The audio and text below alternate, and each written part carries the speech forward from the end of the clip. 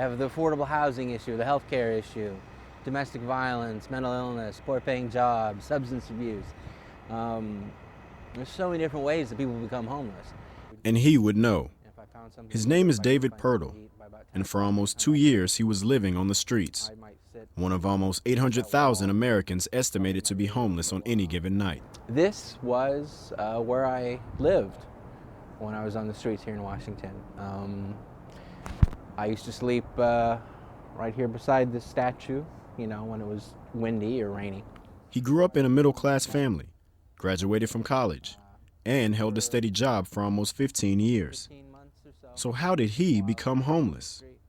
Well, mainly, I suffer from schizophrenia, and it's a very common mental illness, and unfortunately it very commonly ends in homelessness. But when it comes to mental illness, how much of a factor is it in the lives of homeless Americans? At a recent panel discussion during Homeless Awareness Week, currently homeless men spoke about how mental illness is a factor in their homelessness. From depression, my homelessness was caused by depression, to drug addiction. I look at myself now and I just can't believe that I'm even talking to you. Because I really thought I would die being high. David says mental illness is clearly a pressing issue. And the reason that that's so bad is, one, it's depressing, and two, it makes you worse. The longer you're alone, the more isolated you are, the more wrapped up you get in your own little psychosis. So you've heard David's side of the story, but from a medical perspective, how much of a factor is mental illness in the downward spiral into homelessness?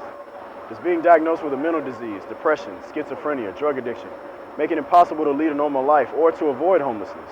Dr. Martin Brown of Inova Alexandria Hospital says someone like David, who is diagnosed with schizophrenia, faces a unique set of challenges. That makes it difficult for them to pay their own bills, keep focused on a task, develop reasonable relationships, and have reasonable interpersonal skills, which contributes to the homelessness.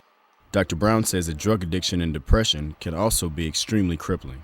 They're disabled mentally, often physically, and their psychological makeup is such that with the resources available in our society currently, they can't get it together. David lives a better life now.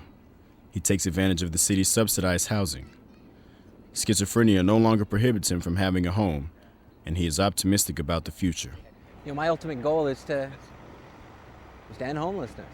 There's no reason why we can't tackle that, why we can't guarantee that everyone in this country has a roof over their head.